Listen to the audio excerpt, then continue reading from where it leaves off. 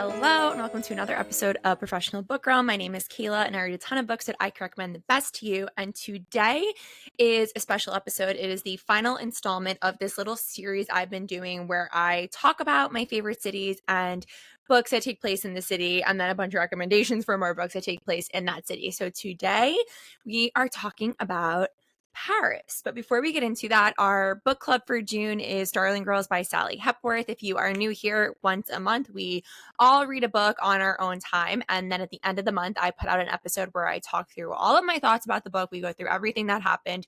That episode will be out on June 27th. If you would like to have your thoughts included, please either type them up in an email or a DM. Email them to professionalbookgirlpod@gmail.com, DM at kredwet or at professionalbookgirl, or you can send me a voice memo to either of those platforms and I will include it in the episode.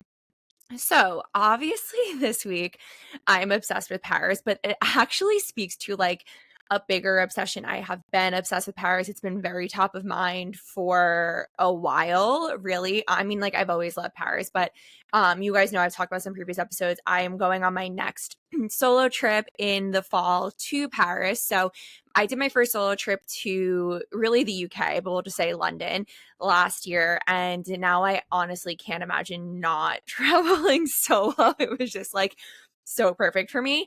And on that solo trip, I was like, what will I do next? And I was like, okay, I feel like I want to do Paris next. I've been once before and I'm going to talk about that trip, but I spoke about this also on the London episode. Sometimes when you're visiting a city for the first time, specifically when it's ones for me, like London and Paris that I've dreamed about my whole life, always imagined going to, the first time I visited, it was so surreal. And I almost feel like I was in shock the entire time. And like with London, the second time I felt like I really got to get a great grasp on the city, get to know it and like really experience it in more of a real, tangible way rather than me walking around in a daze and in a dream the whole time, which is still what my London trip felt like. And I know that that's what this Paris trip is also going to feel like. But I'm so excited to spend more time in Paris.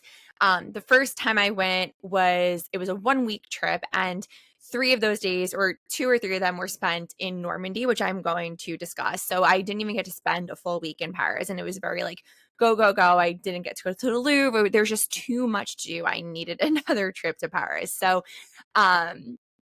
I guess like the order of events we're going to talk about Paris is kind of like my life history with it. So I've always loved Paris. I think I honestly fell in love with Paris before I fell in London, and it's because I was obsessed with Madeline, which the first time I went to Paris, which was the last time, I was like talking about Madeline before we went, and the person that I went with was like, the author of that isn't even French, but like I don't really care because like to me, like Madeline, that was my introduction to Paris. I was obsessed with the books, with the movies, with real people, the cartoons. I remember watching all the cartoons. I frequently talk about that one VHS tape. I was with my grandma at Stop and Shop and she bought it for me, and I remember picking it up like it was like in like the aisle end cap. And we went back to their house and I like sat in front of the TV and I watched this episode, and Madeline ends up working in a sweatshop and she has to sew black on black and she like goes blind. And I think about that all of the time. But I was just so obsessed with Madeline from a very young age. Like I'm sure so many of you listening, when I was like 4 years old, I was Madeline for Halloween and my mom like spray painted my hair red. I have to pull up the picture. I'll post it to Professional Book Girl Instagram. Every year, like my Madeline Christmas ornament is still my favorite one. It goes next to my Beauty and the Beast ornament, and I still to this day put them right where like my spot at the Christmas tree is, so that way I could look at them when I was opening my presents. That's the kind of child I was.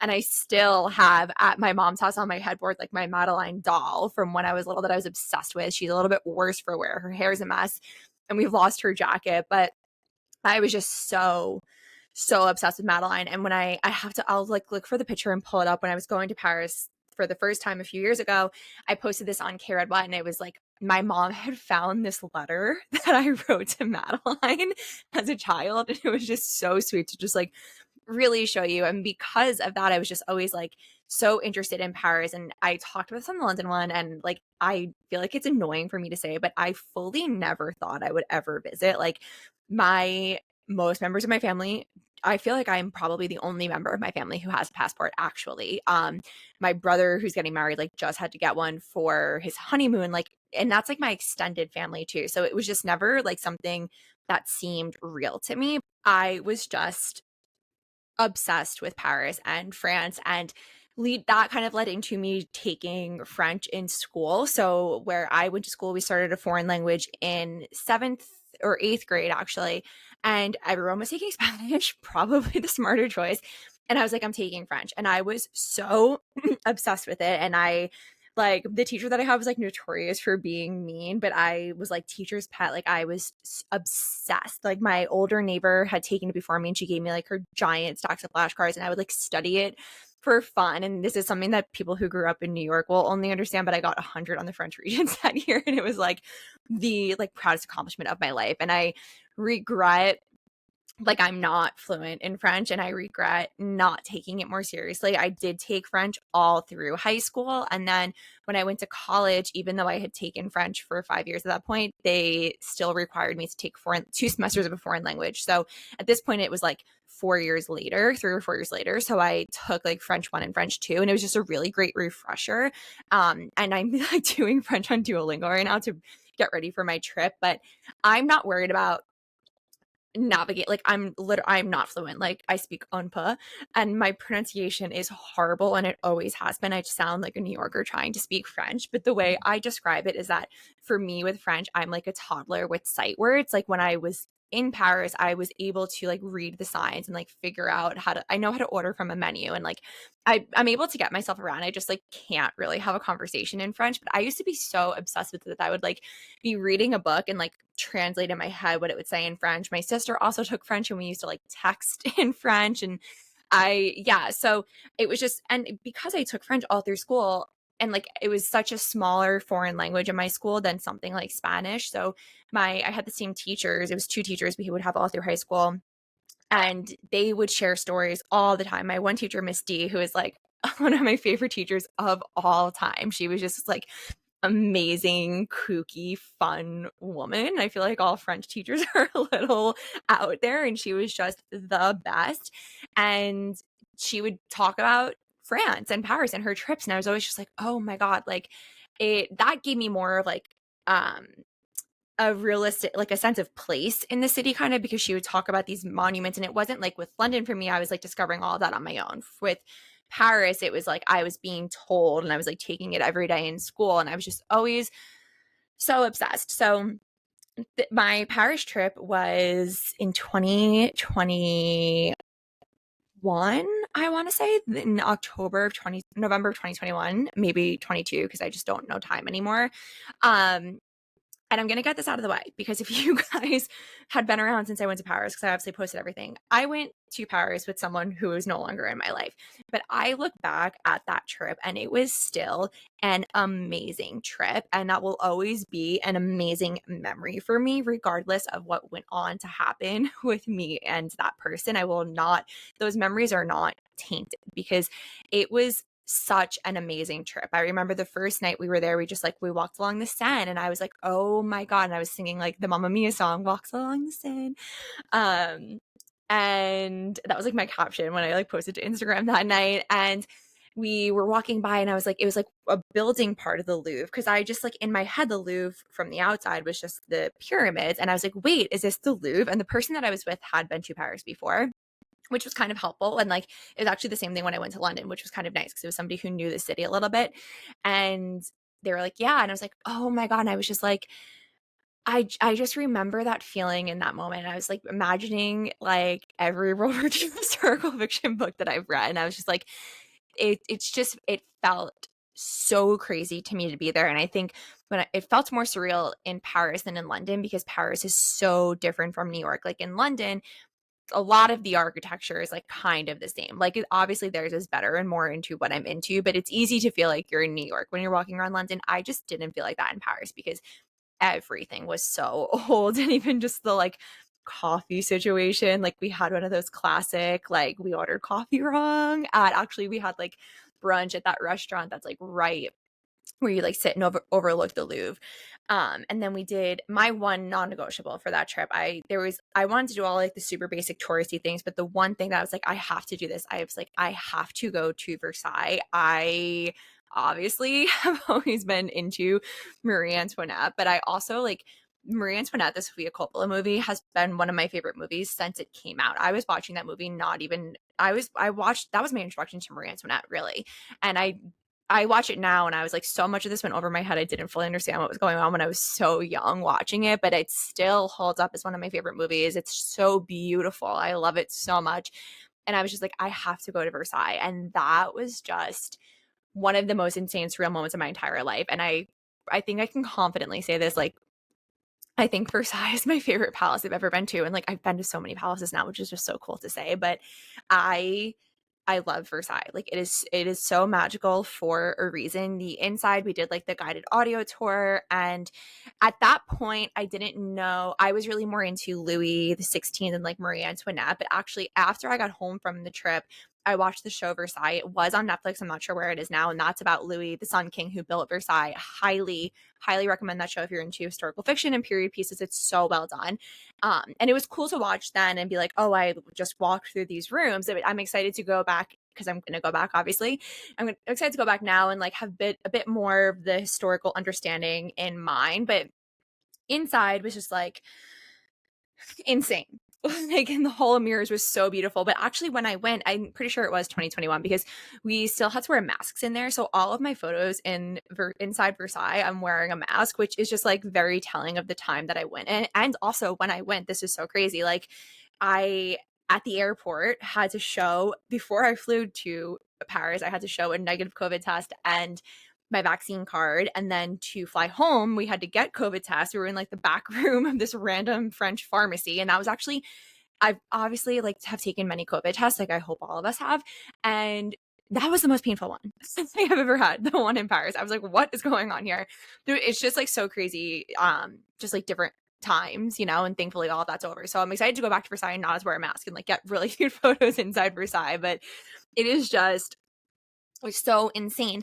And I want to again spend a lot of time inside the palace itself. And we went to the Petit Trianon, which is the like Marie Antoinette's like house on the property. And I probably would do that again to like really take it in more. But I barely saw any of the grounds and the gardens because it is huge. Like part of me was almost like, should I do like 2 days at Versailles so I can like get everything in? But it's just a place that I hope I got to keep visiting again and again. It is just so insane and magical and so beautiful. And I love it there. Like I'm into, after my UK trip, I realized like I love a palace, like Kensington Palace, love it, would happily move in. But the medieval castles really do it for me. Like when I went to Arundel Castle and Warwick and like Windsor Castle, and like there's just something very so different and surreal about them. But Versailles almost like has that feeling, even though it's not medieval. It's just like, what the hell were they doing here? Like, I want to move in. I never want to leave. In a past life, I lived at Versailles in the French court. Just obsessed. And I loved on that first trip just walking around. And I'm into London fashion, but for me, like Parisian fashion has just always been my number one. So going shopping on Rue Cambon, and I bought my first designer bag for myself on Rue Cambon in Paris. I bought myself a Givenchy bag that I used to have a knockoff of, and it was just such a magical feeling because my whole life I was like, I'm going to buy my first designer bag in Paris. And I went to fashion school. I spent the first 5 years of my career working in fashion. I always imagined I'd be there on a work trip doing that. That's not the way that the cards played out, but still just buying it in Paris was just so magical. And I will never forget what it felt like in that moment. There's just so much to see it's just so, so beautiful. And then, like I mentioned, we went to Normandy and we did go to the D-Day beaches. So this is kind of timely because something I'm obsessed with this week is the D-Day 80th anniversary. June 6th is the 80th anniversary of the landings. Oh my God, my neighbors are like doing some crazy shit upstairs. June 6th is the 80th anniversary of D-Day and the landings in Normandy on like Omaha Beach, Nebraska Beach, all of those. And when we went, we were staying with my friend's friend, and we didn't know if we were going to make it to the beaches. But I was like, if we're in Normandy, like we need to go. Like, enough, regardless of like just reading so much World War II historical fiction, being an American, and it made me feel so patriotic and proud to be an American going to the D-Day beaches, which is like something maybe I don't always feel in the time and especially in the times that we were there, and just like it was the I'm trying to compare it to it. It wasn't even like visiting a place like Arlington National Cemetery. Like I've never felt anything like that, because when you go, when you go to the D-Day beaches, there's a part of it where you're on American territory, and everyone there, it's like US military, everyone is American, even the security guards. There's a museum that is so well done. They walk you through the planning, and they do an amazing job spotlighting these men who, some of them who survive, but a lot of them who gave their lives for us right now to have this freedom, and for the Allies to win World War II. And then you just like look in the museum, you look out and you're at these beaches, and like you're looking out at the ocean, and it's so beautiful. And just to like I try to imagine what was happening in there is very surreal. And then when you're outside, it's a US National Cemetery on this land in France.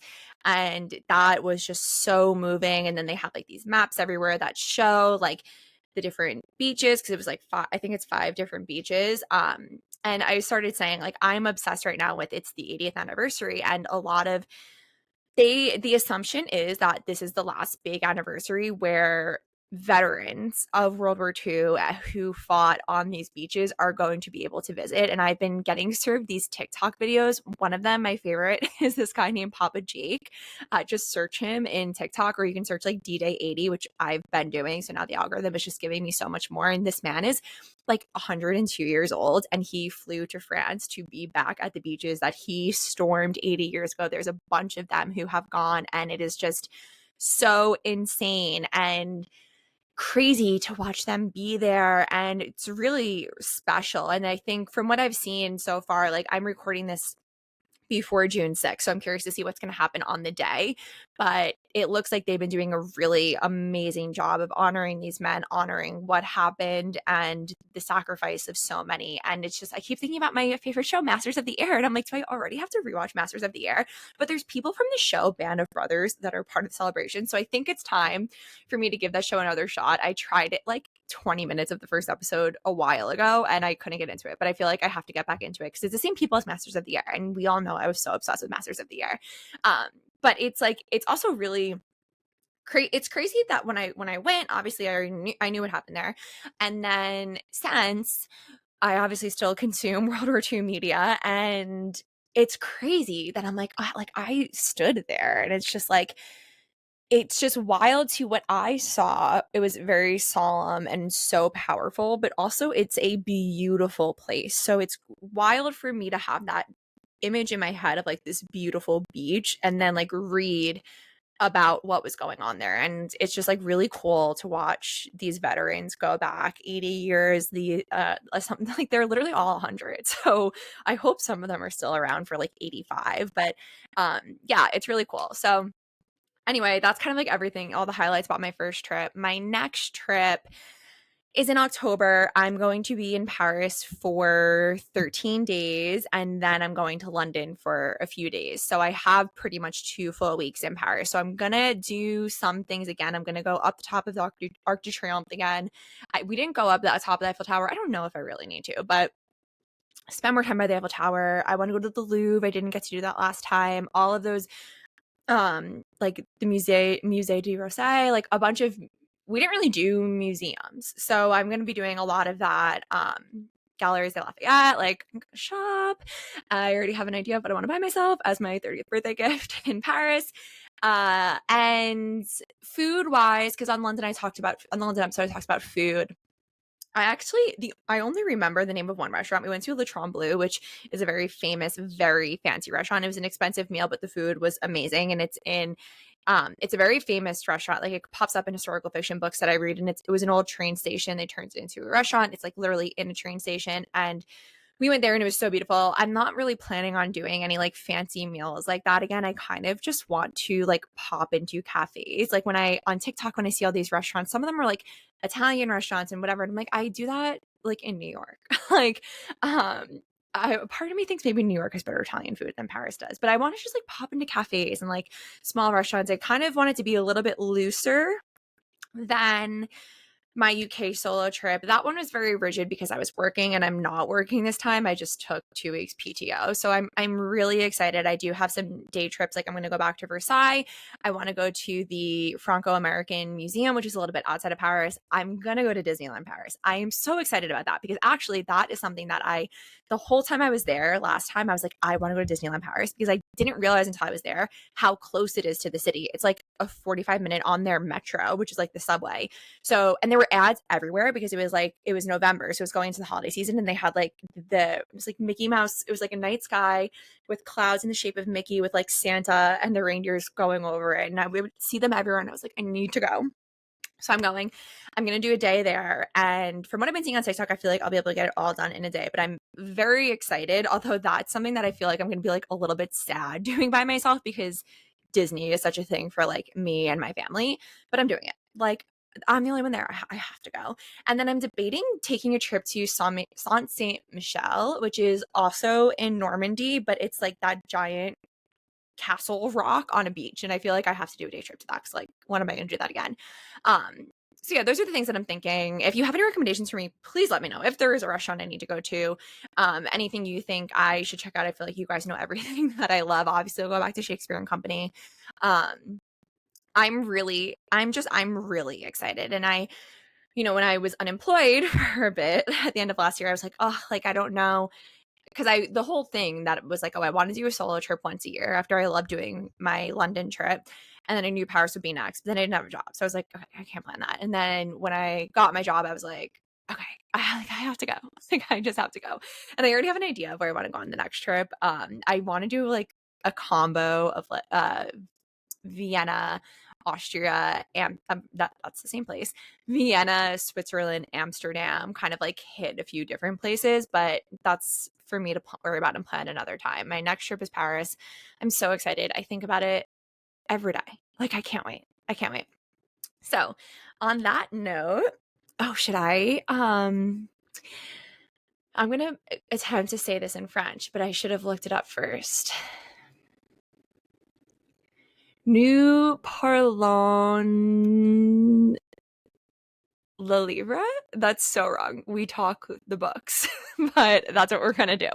So these are 3 books that take place in Paris. And you guys know that I could give you a million recommendations for World War II historical fiction that takes place in Paris.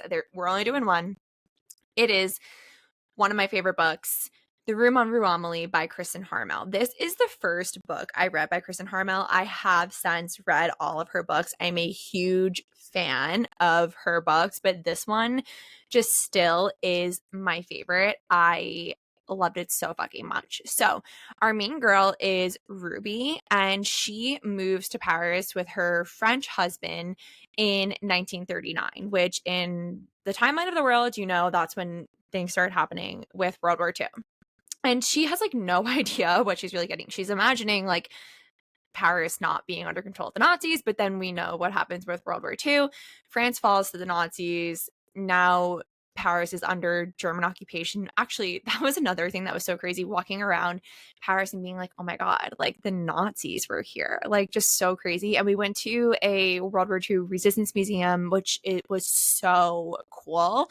And I've learned since that there's 2. So I might try to go to the other one the next time. But anyway, she now is dealing with maybe she's an American. I obviously don't remember. I read this like 5 years ago.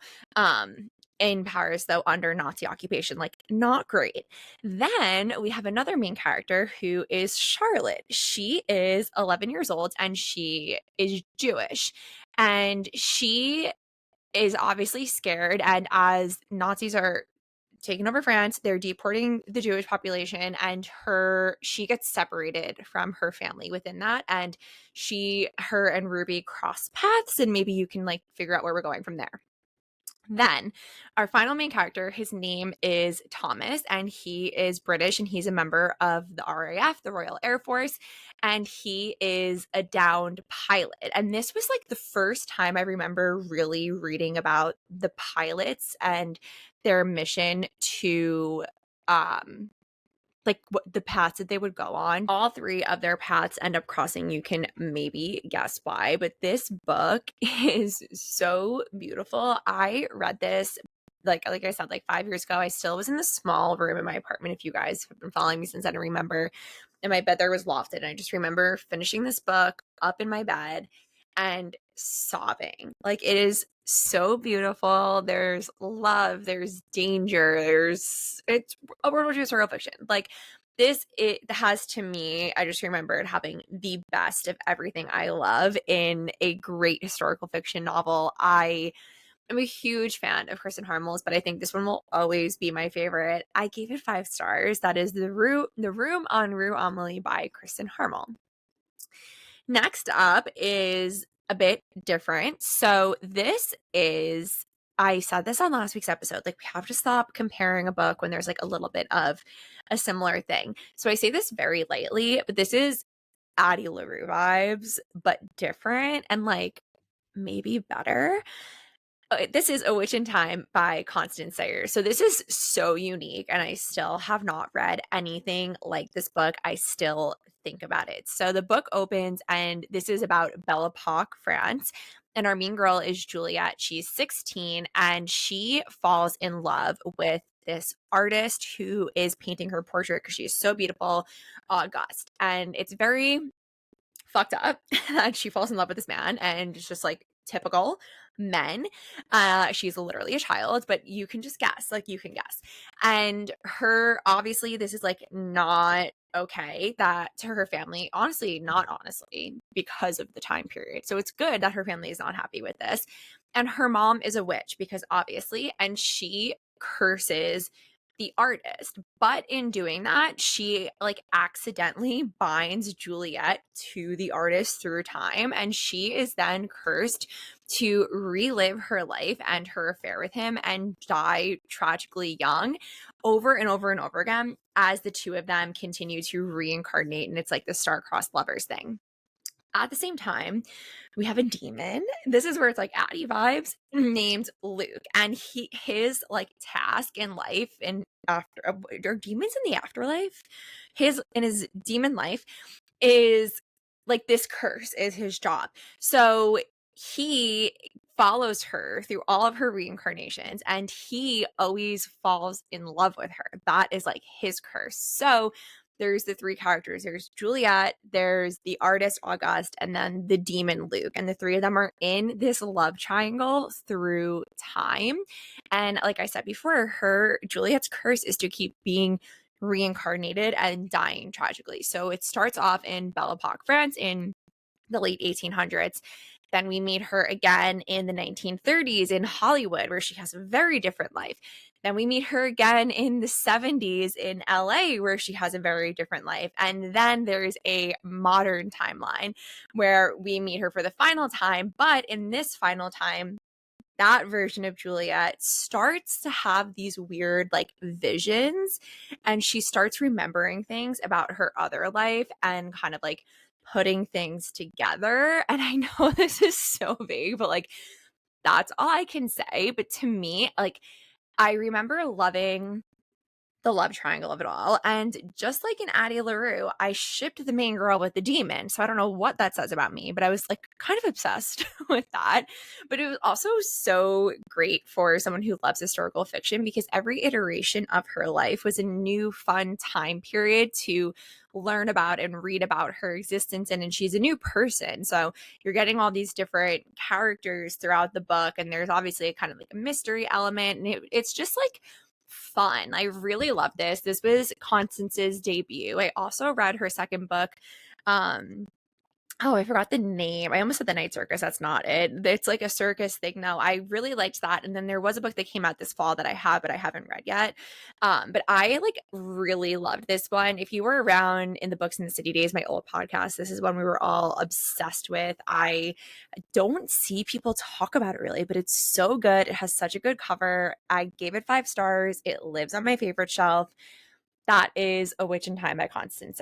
And then the final book is about a different time period in French history, and this is Becoming Josephine by Heather Webb. And this is a biographical fiction about Josephine, who was Napoleon's first wife. So I knew literally nothing about Napoleon. I knew Napoleon Complex, and I knew Waterloo, I was defeated, you won the war. from ABBA. That was my understanding of Napoleon. And I remember when I went to Paris, there's like these ends everywhere. And then I put it together. I was like, oh, that's because of Napoleon. Because like I just didn't really know anything about him. But actually, sorry, I'm saying it in the wrong order. Summer 2020, I read The Queen's Fortune by Alison Pataki. It's my favorite Alison Pataki. I highly recommend. And that is about a woman named Desiree, who was Napoleon's first love. So Napoleon obviously plays a huge role in that book. Josephine is a main character in the book.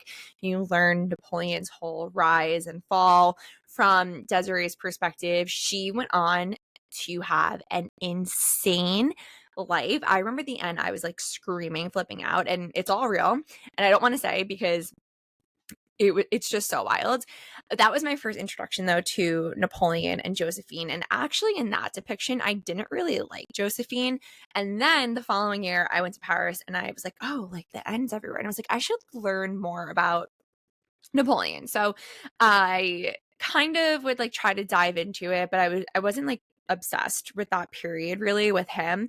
And then I came across this book by Heather Webb, who I'm a huge fan of her historical fiction novels, and this one is about Josephine. And this is when I really fell in love with Josephine, just learning her whole story, giving the time really to her story. She's the main character in this, whereas in The Queen's Fortune, she's a side character, so you're seeing her through Desiree's point of view. So Josephine had an amazing, insane life. So she grew up on a plantation in Martinique where her family like owned the plantation. She travels to Paris and we travel with her, and she falls in love and she gets married and she has children, and then the French Revolution happens and all of that plays out, and then Napoleon rises up and she meets Napoleon and falls in love with him, and literally it's all history. But I just really loved Josephine. I yeah, like she was such a strong woman and she is such an interesting character in history. And the Napoleon movie that came out last year, I don't recommend watching it, but the only good part of it was Vanessa Kirby as Josephine. I love the way that she portrayed her. I love the way that they showed her. Her life was insane. I don't want to say fully what happened, even though it's history and I kind of always do that, but it's a little bit of like a plot twist in her life. And in reading this book, it was a giant plot twist. This book is pretty short. It's a really quick read because it almost feels like it's fiction because of like all of these crazy twists and turns and where it goes. And it's like insane. Like this life she had was so insane. So I love Empress Josephine now. I have a framed photo of her in my homage to remarkable women display on my windowsill. I think she's so cool and so badass. I gave that 4 stars. I really loved it. I loved learning about her childhood, her move. It spends like just so much history this woman lived through, the revolution, Napoleon, all of that. I learned so much and I was entertained, and that is like all you could want. That is Becoming Josephine by Heather Webb.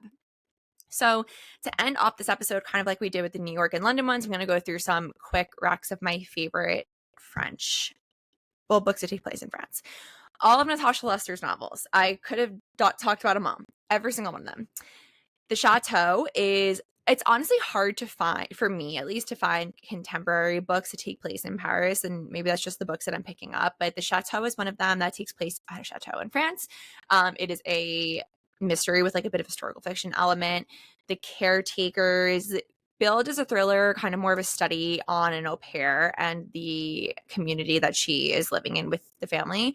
Kisses and Croissants is a really cute YA romance with like a fun mystery angle. The Queen's Fortune I already mentioned about Desiree, and a great intro into Napoleon. All of Kristin Harmel's books. The Mistress of the Ritz, I read this when I was in Paris and we went to the Ritz there, which was really cool. So much history has happened at the Ritz. This is specifically about World War II and the Ritz, which was really insane. And then Sisters of the Resistance by Christine Wells is a World War II historical fiction novel, but does a really great job of infusing fashion through World War II. Obviously, I love World War II historical fiction, and I love fashion, history, and historical fiction. And the Parisian fashion industry during World War II is just so interesting.